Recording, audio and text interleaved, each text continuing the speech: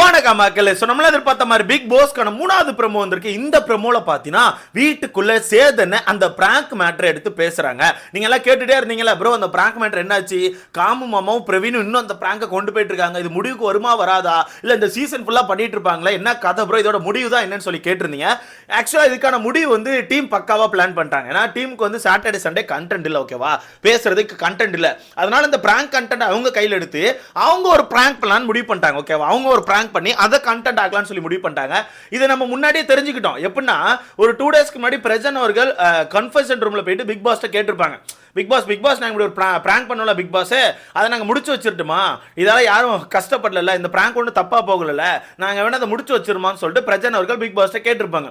அப்போ big pass என்ன சொல்லியிருப்பாருன்னா, இல்லப்பா பிராங்கை நீங்க ஸ்டார்ட் பண்ணிட்டீங்க, அந்த பிராங்கை நான் முடிச்சு வைக்கிறேன், நீங்க பாட்டுக்கு போங்கன்னு சொல்லிட்டாங்க. அதனால அந்த பிராங்கை நேத்து நைட்டு ஒருத்திக்கு வீட்டுக்குள்ள கண்டினியூ பண்ணிட்டு தான் இருந்தாங்க.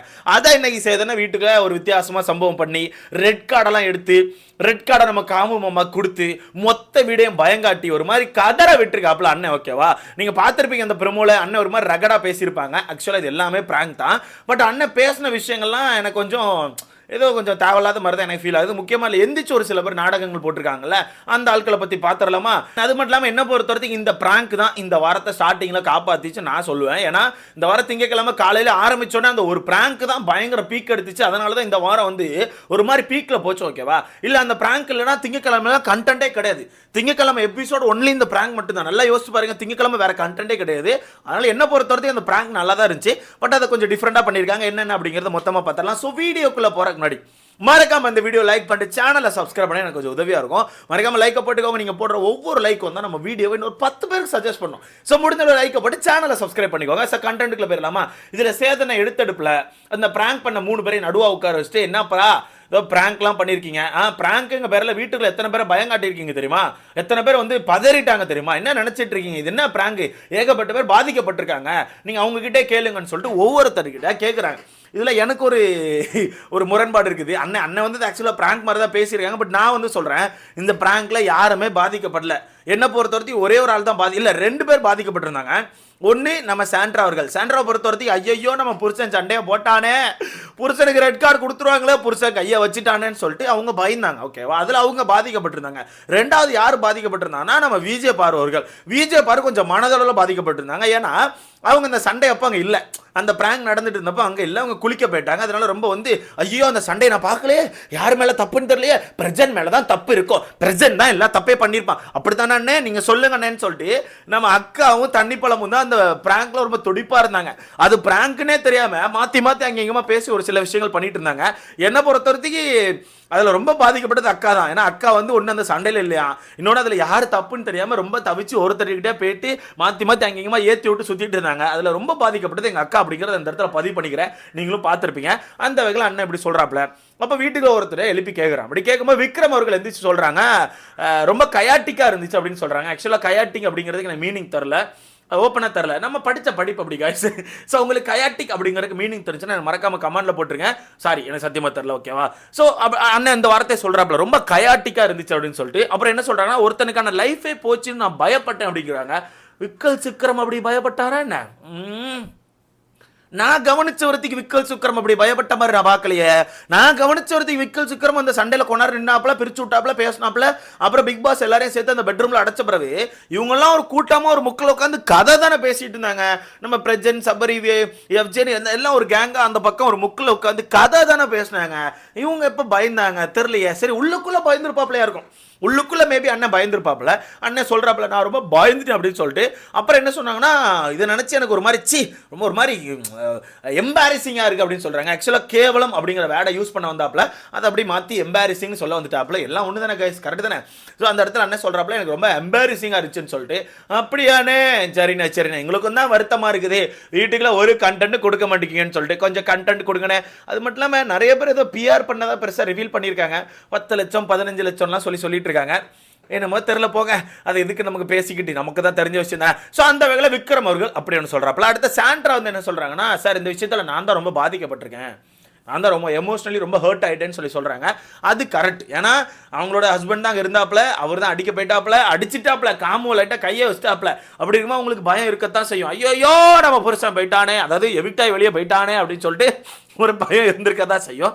அதை அக்கா வெளிப்படுத்துறாங்க. எனக்கு ரொம்ப பயமா இருந்துச்சு. ஏன்னா அக்கா அழுதுகிட்டே இருந்தாங்க, பயங்கரமா அழுதுட்டு இருந்தாங்க. ஸோ அடுத்தது நம்ம வினோத் அவர்கள். வினோத் அண்ணனுக்கு ஒரே குசும்பு தான், ஒரே குசும்பு. அண்ணன் என்ன சொல்றாருன்னா, சார் ஸ்டோர் ரூம் வழியா 2 கட்டு அனுப்புங்க சார், இவனை தூங்கிட்டு இருக்கும் மண்டை வாக்கு அடிச்சுட்டு அதை நான் பிராங்க்னு சொல்றேன் சார் அப்படிங்கிறாப்புல. அண்ணனுக்கு ஏன் இவ்வளவு கோவம்னா, அண்ணனுக்கு இருக்க கோவம் நியாயமான கோவம் தான். ஏன்னு கேட்டீங்கன்னா, நம்ம வினோத் அண்ணன் வந்து காமமா கை வச்சிட்டான் அப்படின்னு சொல்லி தெரிஞ்சோடனே நேரா போய் பிரவீன் கிட்ட கெஞ்சிரத, பிரவீன் தயவுசே கன்ஃபியூஷன் போவாத, அவன் தெரியாம பண்ணிட்டான், வேணாம் பிரவீன் ப்ளீஸ் பிரவீன், அவனுக்கு ஒரு லைஃப் இருக்கு பிரவீன் சொல்லிட்டு இப்ப வரத்துக்கு காமமாவுக்கு சப்போர்ட்டிவா பேசிட்டு இருக்காப்புல. எப்படி இப்போ வரத்துக்கு காமு மாமாவுக்கு சப்போர்ட்டிவா? ஏன் நேற்று நைட்டு கூட அவங்க 2 பேரும் மோதுற மாதிரி ஒரு விஷயங்கள் பண்ணியிருப்பாங்க. அப்போ கூட நம்ம வினோத் அவர்கள் எந்திரிச்சு போயிட்டு பிரவீனை கூட்டு, பிரவீன் அவனை விடு பிரவீன், அவன் சாரி கேட்க கூட ரெடியாக இருக்கான் பிரவீனே, நீ வேணா அவனை ஒரு அடி அடிச்சுப்பியான் பிரவீனே, வெளியே லைஃப் இருக்குல்ல பிரவீன், தயவுசெய்து பண்ணாதுன்னு சொல்லிட்டு வினோத் அவர்கள் பயங்கரமாக காமு மாமாவுக்கு சப்போர்ட் பண்ணாப்ல. இதை பார்க்கும்போது வினோத் அவர்கள் ரொம்ப பிடிச்சிருக்கு. ஒரு ஃப்ரெண்டா இப்பதான் தெரியும், உள்ள வந்து 2 பேருக்கும் இப்பதான் மாத்தி தெரியும். அப்படிங்கும்போது இந்த குறிப்பிட்ட நாட்களுக்குள்ள ஒருத்தருக்காக இவ்வளவுக்குள்ள சப்போர்ட்டிவா நிற்காங்க அப்படிங்கிறது ஒரு பெரிய விஷயம் தான். ஏன்னா வீட்டுக்குள்ள பல பேர் வந்து கூட்டு சேர்த்து யூஸ் பண்ணி தூர போட்டுட்டு இருக்காங்க. ஓகேவா? அந்த மாதிரி இதில் பார்க்கும்போது வினோத் அவர்கள் ரொம்ப பெரிய ஆளாக தான் எனக்கு ஃபீல் ஆகிறாப்புல. நல்ல மனுஷன். ஓகேவா? ஆனால் என்ன காமெடி பண்ணுறாப்புல, கட்டையை கொடுக்க அடிச்சு போட்டுட்டு நான் பிராங்க்னு சொல்கிறேன்னு சொல்லிட்டு சொல்ல முடியாது. அண்ணன் கட்டையை அனுப்புனாலும் அனுப்புவாப்புல. கொஞ்சம் அண்ணனும் குசும்புக்கார் தான். அடுத்த கெமி அவர்கள். கெமி என்ன சொல்கிறானா, சார் அவங்க ஆக்டர் ஆகிறதுக்கு என்ன வேணா பண்ணுவாங்க போல சார் அப்படிங்கிறாங்க. ஆக்டர் ஆகிறதுக்கு என்ன வேணா பண்ணுவாங்க போல. அவங்க ஆக்டர் ஆகிறதுக்கு என்ன வேணா பண்ணுவாங்களோலாம் எனக்கு தெரியாது. ஆனால் கேமராவில் வந்துடணும், கண்டென்ட்டுக்குள்ளே போயிடணும், ப்ரொமோவில் வந்துடணும், எப்படியாச்சும் மக்கள் மத்தியில் போய் ரீச் ஆகிடணும்னு சொல்லிட்டு ஒரு விஷயம் பண்ணியிருக்காங்க. ஏன்னா வீட்டுக்குள்ளே உங்களை மாதிரி ஆட்கள் அங்கே எங்கேயுமா கூட்டு சேர்ந்துக்கிட்டு கனியக்கோ சபரி அங்கே போயாமா அப்படின்னு சொல்லிட்டு கிரிஞ்சு பண்ணிட்டு சுத்தம் போது இவங்க எவ்வளோ பரவாயில்ல தான். ஏன்னா கெமியை பொறுத்தவரைக்கு நானும் கவனிச்சிட்டு இருக்கேன். 2வது வாரத்துலேருந்து 3வது வாரத்துலேருந்து ஒரு புதுசாக ஒரு மாடுலேஷன் கையில் எடுத்திருக்காங்க. இன்னும் ஒரு மாதிரி வாய்ஸை மாற்றிக்கிட்டு கனியக்கோ சபரி அங்கே போயாமா அப்படின்னு சொல்லிட்டு ஒரு மாதிரி பண்ணிட்டு இருக்காங்க. அது எவ்வளோ பேர் நோட் பண்ணீங்கன்னு தெரில. அப்படி இருக்கும்போது அவங்க ஒன்றும் ஆக்டர் ஆகிறதுக்கு இந்த விஷயத்த பண்ணல. ஓகேவா? அது அவங்களுக்கான ஆக்டிங் ஸ்கில்லை காமிக்கிறாங்க. ஏன்னா அவங்க எல்லாமே ஃபஸ்ட்டு ஆக்டர்ஸ் தான். ஓகேவா? அவங்க ஆக்டிங் ஸ்கில்லை காமிக்கிறாங்க. 2வது வீட்டுக்குள்ளே கண்டென்ட்டே இல்லை, எல்லாரும் மிச்சர் சாப்பிட்டுட்டு இருக்கீங்க. அப்படி இருக்கும்போது அவங்க கண்டென்ட் பண்ணாதான் அது கண்டென்ட். அதனால கண்டென்ட் பண்ணியிருக்காங்க. மேபி அந்த கண்டென்ட் நீ ஹர்ட் ஆயிருந்தாலோ இல்லை குறுக்க போய் தலையை விட்டு அடி வாங்கியிருந்தாலோ சொல்லுங்க. அதை விட்டுட்டு இப்படி வந்துட்டு ஆக்டர் ஆகுறதுக்கு என்ன வேணா பண்ணுவாங்கன்னு இப்போ தெரியுது சார்ன்னு சொல்றதெல்லாம் கொஞ்சம் ஓவரா இருக்கு எனக்கு. அடுத்தது நம்ம சேதனை கடைசியாக ஒன்று சொல்லியாச்சு. ஆனால் ஏய் பிராங்க்னு ஒன்று பண்றீங்கன்னா இப்படி எடா பண்ணுவீங்க? பிராங்குங்க பேரில் கத்துறது, சண்டை போடுறது, குத்துறது, மலத்துறது, வார்த்தை விடுறது, இது மட்டும் தான் உங்களுக்கு பிராங்காடா? இதுதான் உங்களுக்கு பிராங்கா? இதனடா பிராங்க்னு சொல்லிட்டு அண்ணன் கோபறாப்ல. எனக்கு தெரிஞ்சு இதெல்லாம் பேசி முடிச்சதுக்கு அப்புறம் அண்ணன் அப்படியே பாக்கெட்ல இருந்து அந்த ரெட் கார்டு எடுத்து இந்தாடா காமோ வச்சுக்கோடா ரெட் கார்டுன்னு சொல்லி கொடுத்து ஒரு மாதிரி பயம் காட்டணும்னு காட்டுவாங்க. பட் அதுதான் பிளானாவே வச்சிருக்காங்க. பயம் காட்டுறதா ஒரு பிளான் வச்சிருக்காங்க. பட் பார்க்கலாம் என்ன நடக்குன்னு சொல்லிட்டு. பட் ரெட் கார்டு கொடுக்காங்க கைஸ். லாஸ்ட் வீடியோல நம்ம சொல்லியிருப்போம். அதையும் முழுசா பல பேர் பார்க்காம ஸ்டார்டிங்கை மட்டும் பார்த்துட்டு ப்ரோ அது பிராங்க் ப்ரோ, என்ன ப்ரோ தெரியாதா ப்ரோ, ஏங்க தெரியாம ஏங்க வீடியோ போடுறேன், சரி வீடியோ ஸ்டார்டிங்கில் கொஞ்சம் விறுவிறுப்பமாக கொண்டு போவோமேன்னு சொல்லிட்டு ரெட் கார்டு கொடுத்துட்டாங்க, வெளியே அனுப்பிட்டாங்கன்னு சொல்லி சொல்லலான்னு பார்த்தா இப்போ வீடியோ 2 நிமிஷம் கூட பார்க்காம கமாண்ட் போட்டாச்சு. ப்ரோ அது பிராங்க் ப்ரோ, தெரிஞ்சா பேசு ப்ரோ, சும்மா பேசாத ப்ரோன்னு. ஏங்க தயவுசெய்து வீடியோவை கொஞ்சமாச்சும் ஒரு 4-5 நிமிஷம் பாருங்க. ஏதாவது டிஃப்ரெண்ட்டாக நம்ம பிராங்க் பண்ணலான்னு பார்த்தா மக்கள் நம்மளை வந்து பிராங்க் பண்ணிட்டு இருக்காங்க. வருத்தமாக இருக்குது காய்ஸ். இதுக்கப்புறம் தான் ரெட் கார்டு கொடுப்பாங்க காய்ஸ். இந்த சம்பவத்துக்கு அப்புறம் அண்ணன் ரெட் கார்டு கொடுத்து ஒரு மாதிரி பயங்காட்டி வீட்டில் உள்ளவங்களை கதற விடுவாங்க. என்ன பொறுத்தவரைக்கு இந்த பிராங்க் நல்லா இருந்துச்சு. என்ன பொறுத்த வரைக்கும் இந்த பிராங்க் நல்லா இருந்துச்சு, ஒரு மாதிரி சூப்பராக போச்சு. பட் அந்த அடித்த விஷயம் கொஞ்சம் ஓவராக இருந்துச்சு. அந்த பிராங்கை நம்ப வைக்கிறதுக்கு நம்ம காமமாக டப்புன்னு கையை விட்ட விஷயம் தேவையில்லாத விஷயம் மாதிரி தான் எனக்கும் ஃபீல் ஆகுது. ஸோ பார்க்கலாம். அதுக்கு மட்டும் அண்ணன் வந்து கொஞ்சம் சின்னதாக ஒரு ரோஸ்ட் மாதிரி கொடுத்து, ரோஸ்ட்டில் ஒரு அட்வைஸ் மாதிரி கொடுத்து பிராங்க் பண்ணுறங்க மேலே யாரையும் கஷ்டப்படுத்தாதீங்க, யார் மேலே கை வைக்காதீங்கன்னு சொல்லி அனுப்புவாங்கன்னு எனக்கு தோணுது. ஸோ வெயிட் பண்ணி பார்க்கலாம். ஸோ இதை பற்றிய உங்களுக்கான கருத்தை சொல்லிட்டு மறக்காம கமெண்ட்ல போடுங்க. வீடியோ லைக் பண்ணிக்கோ, சேனலை சப்ஸ்கிரைப் பண்ணிக்கோ. அடுத்த வீடியோவில் பார்க்கலாமா?